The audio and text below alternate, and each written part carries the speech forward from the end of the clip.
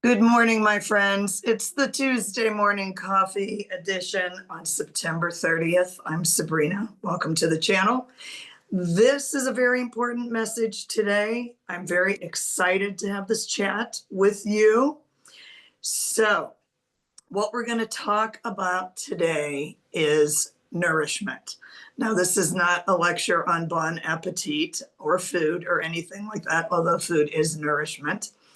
But what I want to talk to you about is nourishment, what nourishes you, and what does not.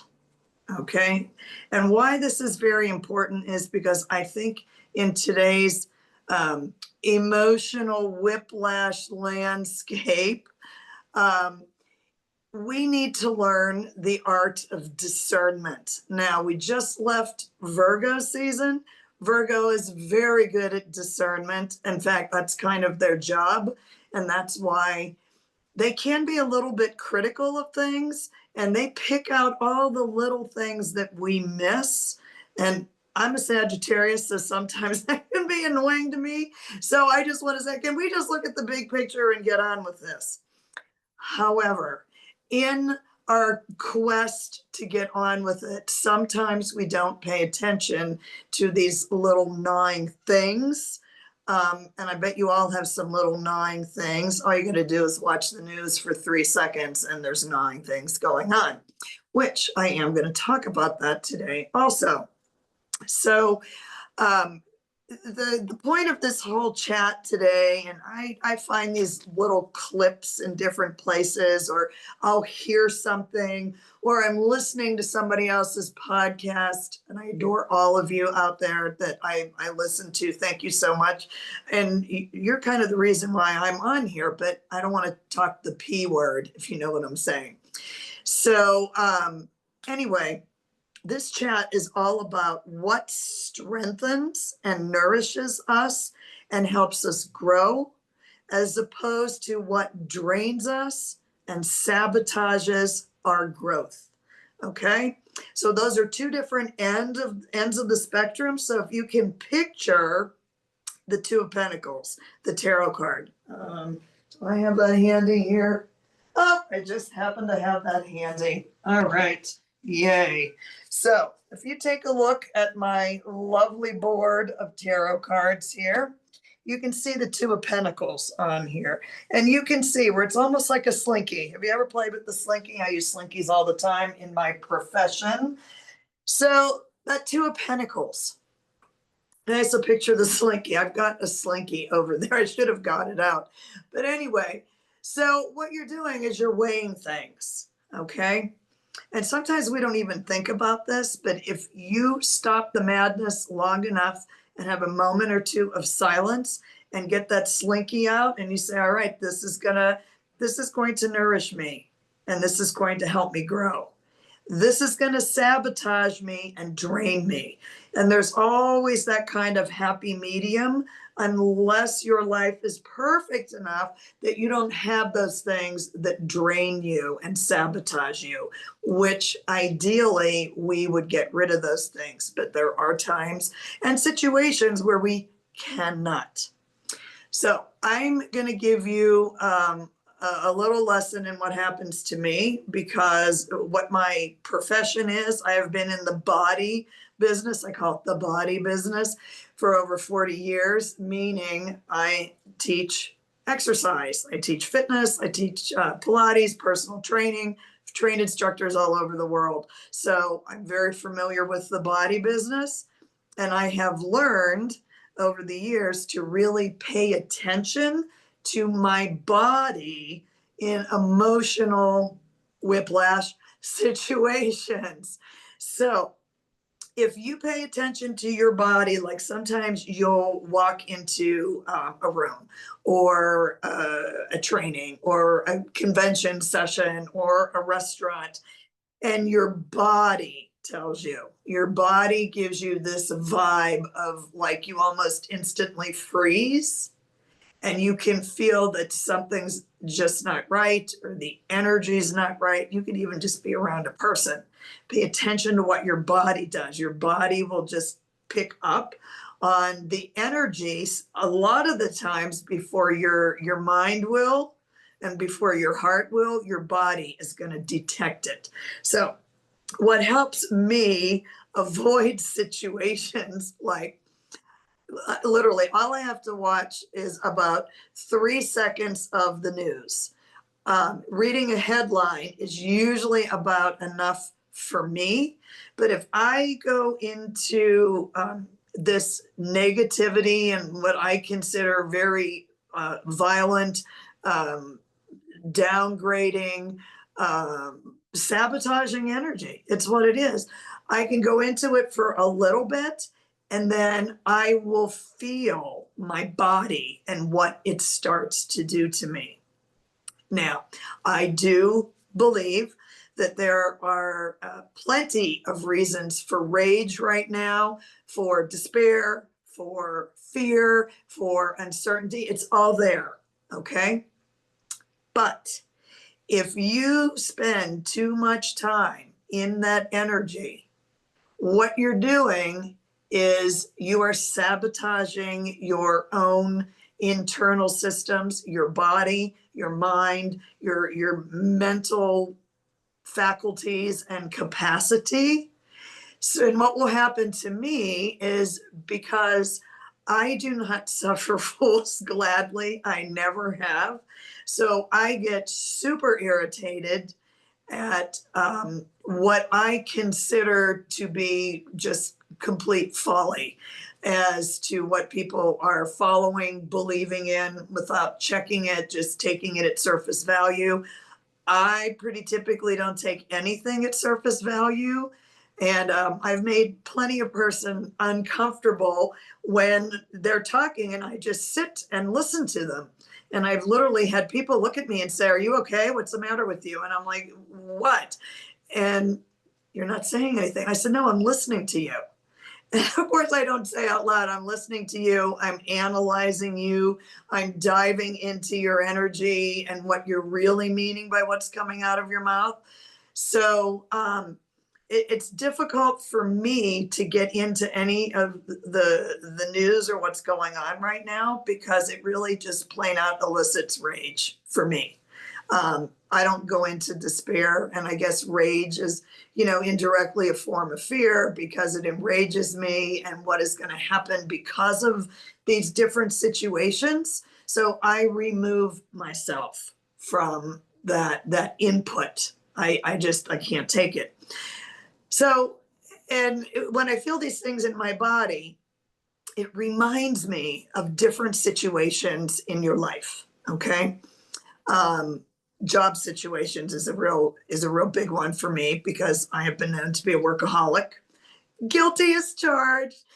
Um, but and it's very difficult for me to give up any sort of source of revenue because being single, being the sole provider for my 4 cats, um, I'm always edgy that I don't want to give it up. But as the decades go by, and I have a few decades under my belt, I've really started to say, you know what? If taking this on, just taking on this position or helping this place out, I'm going to be putting my energy out there. Is this going to actually do anything for me? So I start to think about the situation. And I think, am I putting myself in a position here that is going to strengthen me? Is it going to nourish me? Is it going to make me grow as an individual, whether it be mentally, emotionally, spiritually? Is it going to help me grow? Or is it going to have the opposite effect? That Two of Pentacles, make that decision. And often the Two of Swords will come in because it could be a painful decision if you are thinking of leaving something that is not nourishing you at all. And it's taking you in the actual opposite direction. So these are some things that I want you to think about if you are in the midst of situations situationships, we can put that in there too, because, people in our lives, they're either going to enrich us, help us grow, or they're not going to contribute to our mental, emotional, and spiritual health, never mind our physical health. So let me just put that out there also. If you are not nourishing your mental, spiritual, and physical health, and these things are weighing on you constantly, day after day, and you're not doing anything to get rid of that negativity, your body is going to take it on somehow. It's got to go someplace. Okay. Your body will take it on. Just a very simple example is many, many times in my life, I'm not as stressed as I used to be, and yay, and it's usually work related stuff. Many times in my life, if I was super stressed, super anxious, had too much going on, guilty as charged, I used to travel 2 or 3 weekends a month all over the world, all the time. Traveling is super stressful at the airports. It sounds like a glamorous lifestyle, which I did it for 26 years. I was very grateful for that. I got sent to Cairo and to Germany and Switzerland and Italy and all over the US, and it was wonderful. But there's a great deal of stress with that. But what would happen to me is I would get heartburn. And I would know how stressed out I was, how much heartburn I had. And saltines were a very big part of my life, and Tums, and it's just like, and Tums they taste awful. But so it would come out in my body. And when COVID happened, because I am self-employed, I had a big Pilates studio. And when COVID happened and I had to shut down, and I tried to reopen several times, and the anxiety on me was not, well, obviously it was for me, for my income, having a home and all that other stuff. I was also massively worried about if I opened my business back up and one of my clients came in and they got sick from being in my business and I lost them. That anxiety was on me so much. And when you're in front of people, you got to act all happy dappy and delighted. But my whole body, starting with my chest, broke out in a rash. It was the stress of, the internal turmoil of what do I do? Do I try to reopen? Do I shut down? Do I say to hell with it? And I know that I'm not alone in that. And this rash it started on my chest, then it went down my arms, and then it started on my legs. And I thought I had COVID. And I'm like, how the hell did I get COVID? I haven't been going anywhere, haven't been doing anything.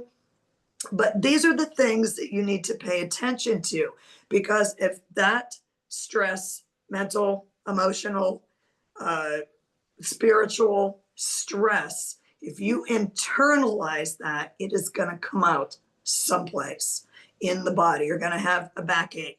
I've had low back stuff forever, and allegedly Louise Hay, I love her, I know she's gone now, but I have so much of her stuff. She correlates low back pain with lack of support from people close to you or the family. And I'm living proof of that. I mean, I had no support from my family, zero. In fact, negative numbers from my family. And low back stuff has been an issue for me for pretty much most of my existence. It's much better now, but so anyway, where I'm going with this whole talk today is, if you find that you are feeling stressed, anxious, fearful, enraged, all of those things that are not nourishing and supportive for your growth and your mental, emotional, spiritual, and physical health, I think that you need to sit with yourself in a little bit of quiet, because if you keep going and going and going and ignore it, sooner or later you're going to get, a clunk over the head or some other body part. But sit with yourself and make some decisions. And we had 2 eclipses in September, and eclipses are going to force you sometimes to make decisions about what is nourishing you and what is not. So I would offer this to you. Sit with yourself quietly. Think about a situation. So don't talk about it. Don't say it out loud. I want you to think about it.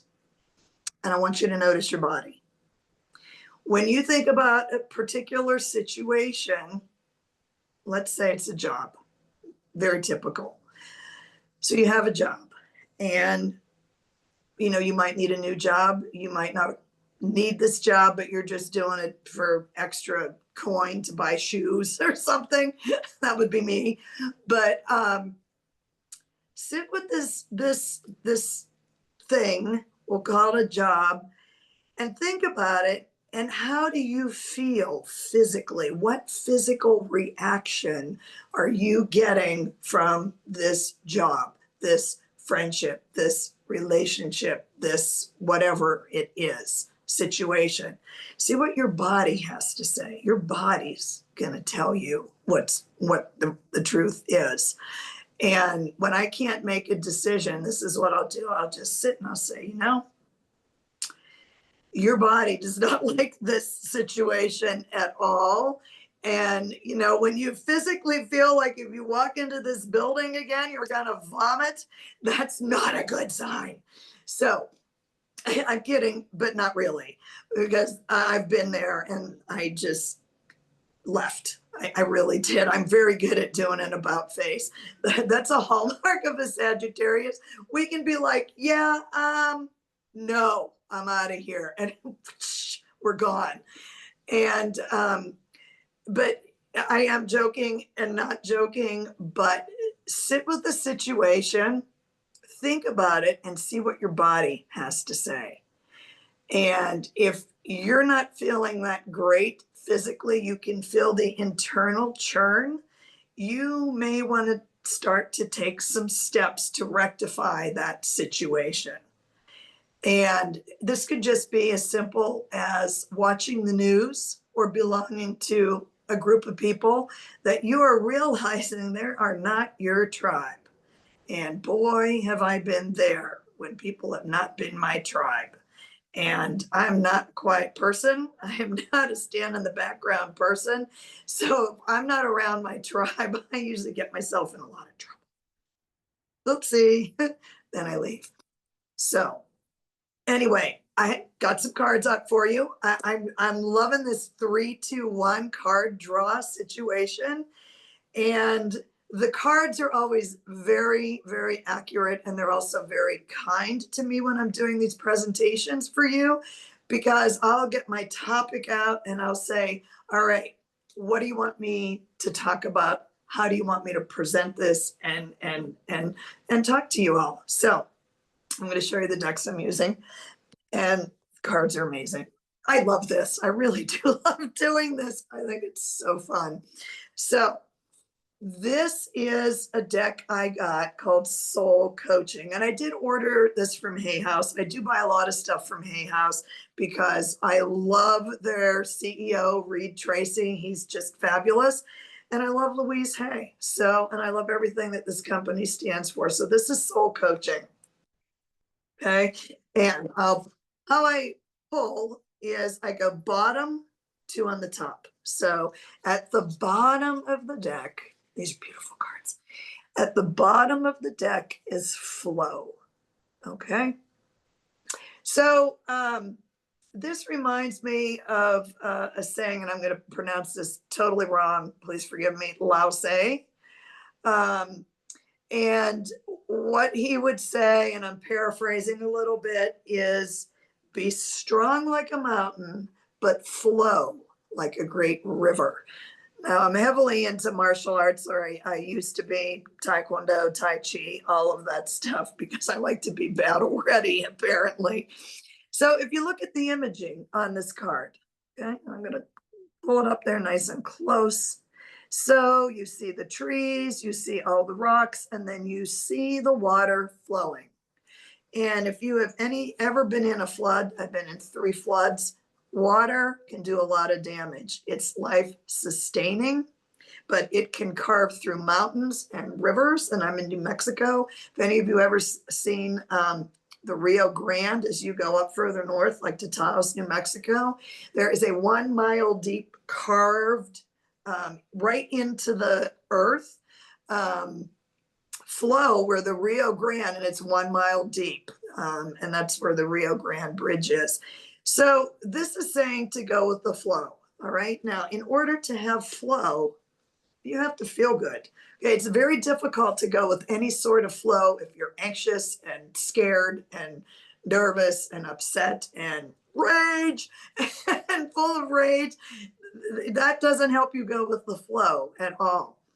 Now, for me, a recovering control freak, I've had to learn to go with the flow. And to the point where I moved from the Boston area the whole way out to the Southwest because I said, Sabrina, you have got to chill out. You've got to just bring everything down a step and just say whatever and mean it.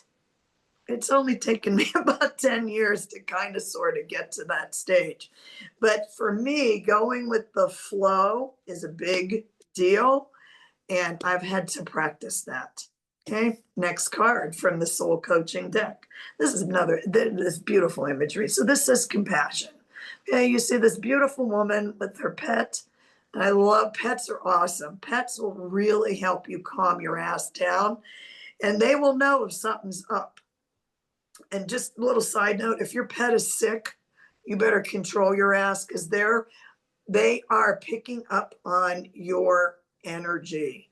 So you have got to calm down in order to be. A lot of people have lost pets lately. That's why that's on my mind. So you have got to calm yourself and not add to that stress. So with compassion here, I think it's super easy for us to go off on the deep end and off on others because they don't see things the way we see them. We don't know their situation. We don't know what they've been through. We don't know what they've been fed in the head. Could be anything these days. So we don't know. And I think it's very easy for us to just go and just say, what is wrong with you? And blah, blah, blah, blah, blah, blah, blah. Real easy to do that. So I think by you cooling your jets, removing yourself from situations that don't nourish or help you grow, you can have a little more compassion for other people that, and let's face it, there are a lot of very unevolved people on the planet right now. Maybe even more so. So as we try to become better humans and evolve within ourselves and our own emotional, spiritual, compassionate capacity, we need to understand that not everybody is seeing things the way we do, and we don't know why. And pouncing upon them is not really helpful either. And that's why I really also try to restrain myself as best I can because I don't know their situations. Okay. Last card of this 3-card pull, radiance. So when I pulled this out here, this kind of does, it looks like I'm not kind of sure what that bird is. I don't know a lot about birds. I'm not a bird watcher. But the very first thing that I thought of when I pulled this card was to shine your light. Shine your positive, uplifting, healing light. Don't shine the rage because you know what? When you shine rage, you don't feel good. Okay? And it's important for you to feel good because if you don't feel good, you can't shine your light. You can't help anybody else out. Okay?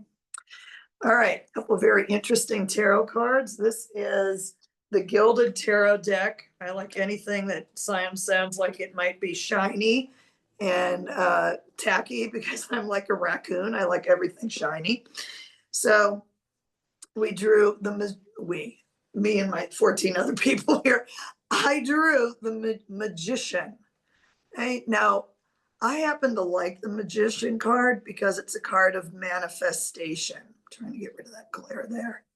Okay, and so you see we have the cup, the sword, the wand, the pentacle. So the Magician is the accumulation of all of those symbology to help you manifest. Okay.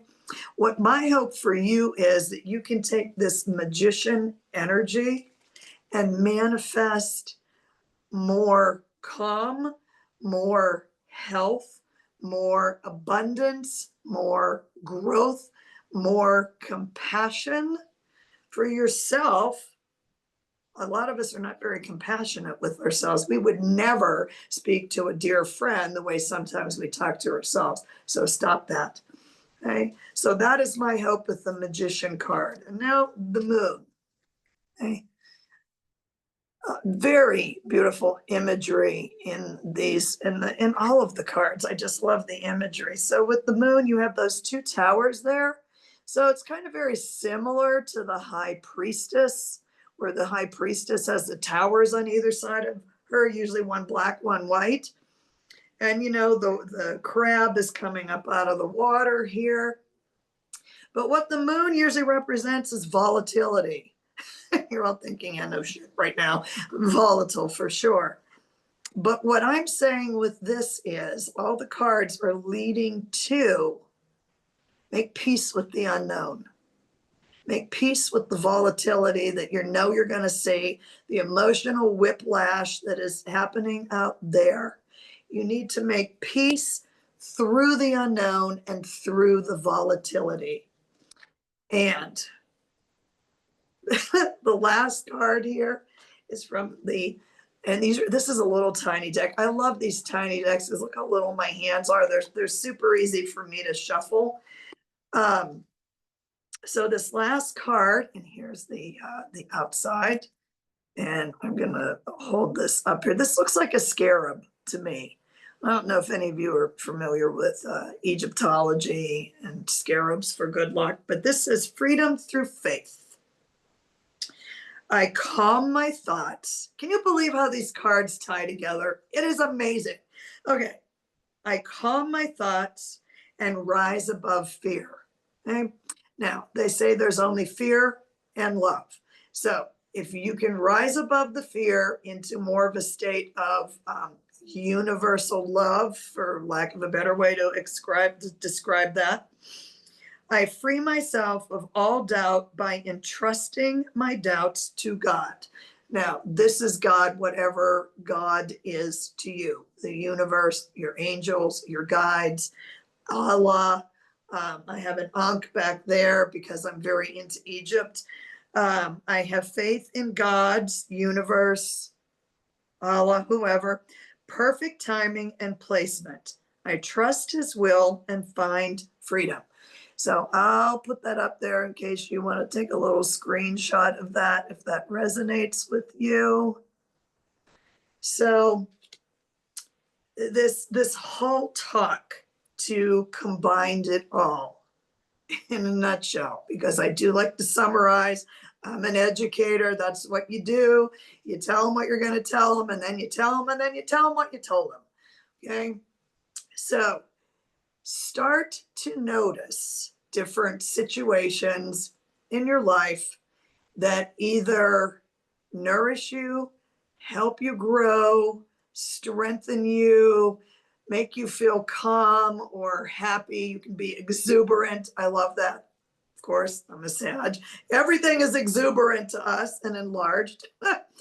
But, and then start to notice different situations that are not really doing it for you. And can you get out of those, or can you guard and protect yourself as you go into these situations, so they don't drag you down?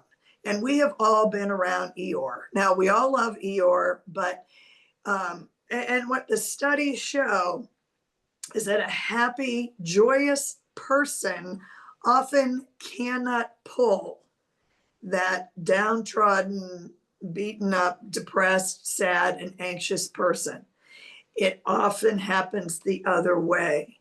So you need to have people in your life that lift you up, not drag you down. And hopefully that by your light, shining your light and your radiance, you can bring others up just by being there without you trying to go dig them out of the mud, because often that's not successful, because we all have to have our own autonomy, self-efficacy, and our own wherewithal to pull ourselves out of the mud. Okay. So try to go with the flow and know that there's going to be plenty of uncertainty. Learn to sit with the uncertainty and not make it fearful, and have faith that it's all going to work out for the higher good, and surround yourself with people, situations that uplift you and don't pull you down into the mud. So thank you for stopping by here. If you like this content, I would be so appreciative if you would subscribe and hit the like button. I'm just growing this channel, and I would really appreciate that. My name is Sabrina. This is Tree of Life Inner Guidance. All of the material on this channel is for spiritual and entertainment purposes only. And thanks for stopping by. I hope you enjoyed this. Have a very uplifting, growth-oriented day.